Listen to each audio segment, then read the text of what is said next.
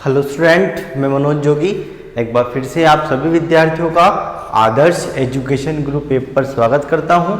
आदर्श education group app के अंतर्गत आप सभी विद्यार्थियों को सरफेस करियर इंस्टीट्यूट के द्वारा ऑनलाइन क्लासें उपलब्ध कराई जा रही है।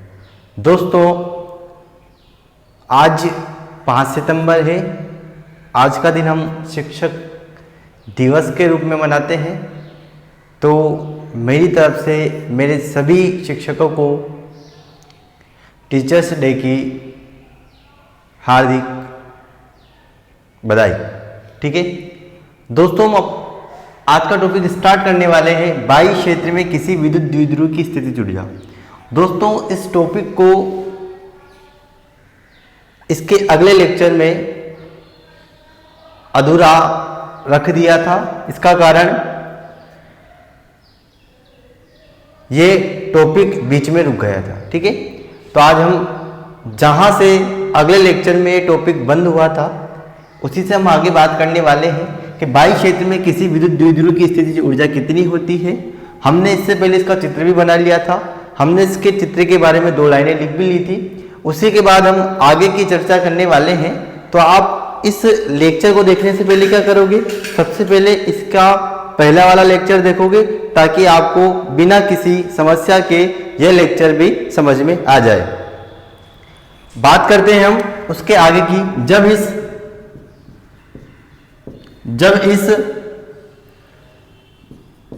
विद्युत द्विध्रुव को अनंत से विद्युत क्षेत्र में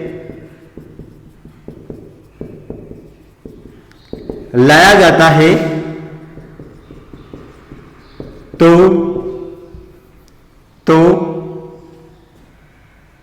ऋणात्मक आवेश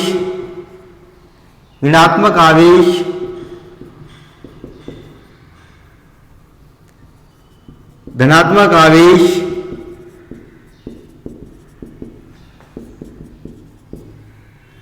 से 2a दूरी अधिक तय करता है। अतः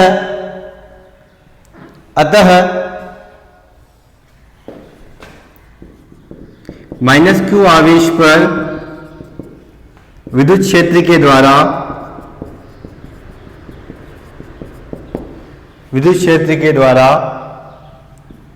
किया गया कार्य, अपन किए गए कार्य की गणना कर लेंगे।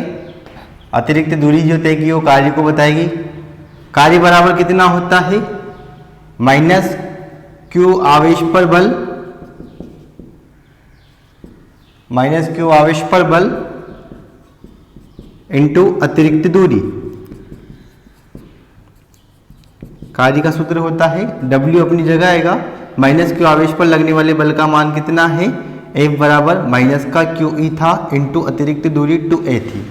आप सबको ये पता है। चूंकि आगे की बात करें अपन, विद्युत द्विध्रुव आघूर्ण का सूत्र क्या होता है, Q इंटू 2a।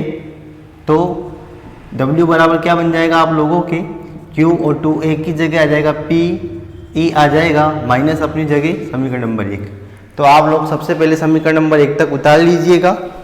ये -q आवेश के द्वारा कार्य की हमने बात की, आप लोगों को स्पष्ट रूप से समझ में आ चुका होगा।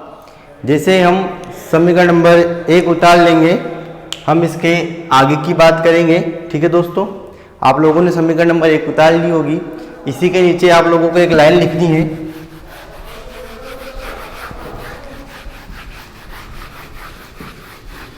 इसी के नीचे आप लोगों को लाइन लिखनी है क्या, अतः विद्युत क्षेत्र के समांतर, अतः समांतर का मतलब जब कोई कोण न बने, अतः विद्युत क्षेत्र के समांतर रखे द्विध्रुव की स्थितिज ऊर्जा की अपन बात कर रहे हैं।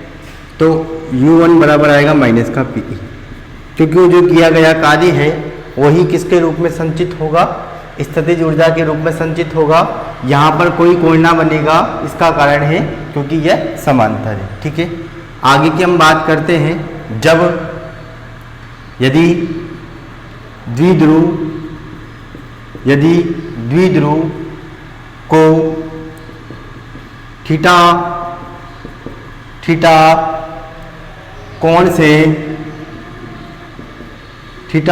कोण से विक्षेपित, मतलब उसे थीटा कोण पर अगर मोड़ दे, विक्षेपित कर दिया जाए तो विद्युत स्थितिज ऊर्जा की अपन बात करते हैं। स्थितिज ऊर्जा, ये टॉपिक हमने, ये जो अब मैंने लिख रखा है, यदि द्विध्रुव को थीटा कोण से विक्षेपित कर दिया जाए तो स्थितिज ऊर्जा, इसके अगले टॉपिक में आप लोगों को मिल जाएगी। U2 बराबर मैंने लिखा था PE 1 माइनस कोस थीटा, समीकरण नंबर 3 बन चुकी है। ये वाली चीज तो समांतर की स्थिति को बताएगी। ये वाली स्थिति कब के लिए है? जब उसे थीटा कोण तक विस्थापित करते हैं। इस टॉपिक, ये आता कहाँ से, इसको समझने के लिए आप लोगों को अगले टॉपिक देखने होंगे, वहां पर ये स्पष्ट रूप से दिख जाएगा। अतः कुल स्थितिज ऊर्जा U बराबर होगी U1 प्लस U2 होगी। समीकरण नंबर आप लोगों की 4 बन जाएगी। अब मैं क्या करूंगा, समीकरण नंबर 4 में 2 व 3 से मान रखने पर, जैसे ही मैं समीकरण नंबर 3 व 2 से समीकरण नंबर 4 में मान रखूंगा तो अपना आंसर अच्छे से और स्पष्ट रूप से आ जाएगा। ठीक है दोस्तों, तो मैं आगे की बात करता हूं। मैं मान रख के दिखा देता हूं आप लोगों को, आप ध्यानपूर्वक देखना। हमें जो मान रखना है वो समीकरण नंबर 4 में रखना है।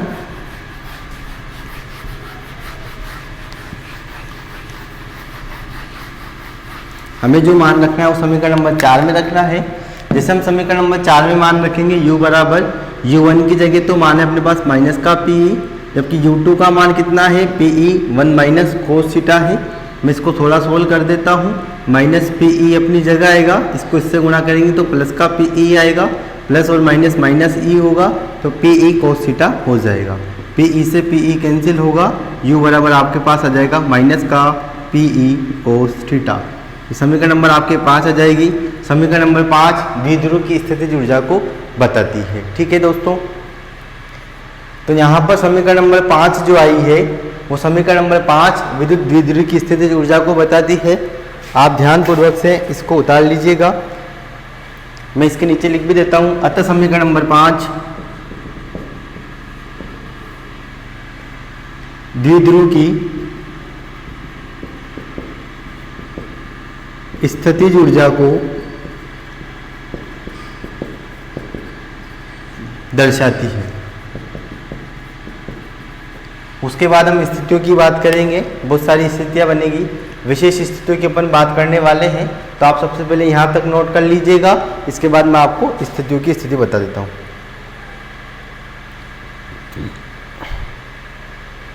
ठीक है दोस्तों, अपन बात करते हैं इसकी स्थितियों की। इसे बोलेंगे विशेष स्थितियाँ। हम 3 स्थितियों के बारे में बात करेंगे। इसके बाद आपको डालना है विशेष स्थितियाँ डालना है टॉपिक का नाम, जिसमें भी आपको पहला पॉइंट डालना है स्थिति फर्स्ट। वो सिंपल है, जब P व E एक दूसरे के समांतर हो, मतलब एक ही दिशा में हो, अर्थात थीटा बराबर 0 डिग्री। इसे बाद में बात, थीटा बराबर 0 डिग्री तो U बराबर कितना होगा, माइनस PE कोस 0 डिग्री। कोस 0 का मान 1 होता है, और तो U बराबर कितना बनेगा, PE। इसे स्थायी संतुलन की अवस्था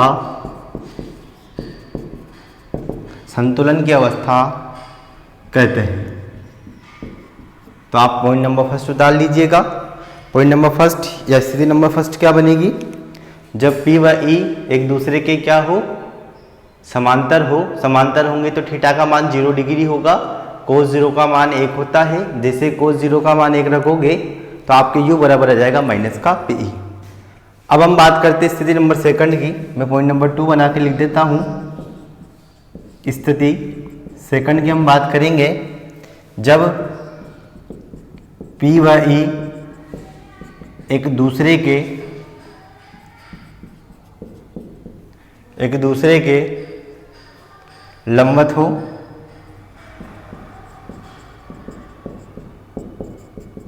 लंबवत होने का मतलब अर्थात थीटा बराबर आप लोगों को 90 डिग्री आएगा, तो u बराबर आएगा माइनस पी ई कोस 90 डिग्री। कोस 90 का मान कितना होता है आप लोगों को पता है, कोस 90 का मान 0 होता है, तो u बराबर आप लोगों का आ जाएगा 0। तो आप इस समीकरण को भी उतार लीजिएगा। यह आप लोगों की स्थिति नंबर सेकंड में पूरी हुई। इसके बाद हम बात करेंगे इसकी लास्ट और अंतिम स्थिति के बारे में।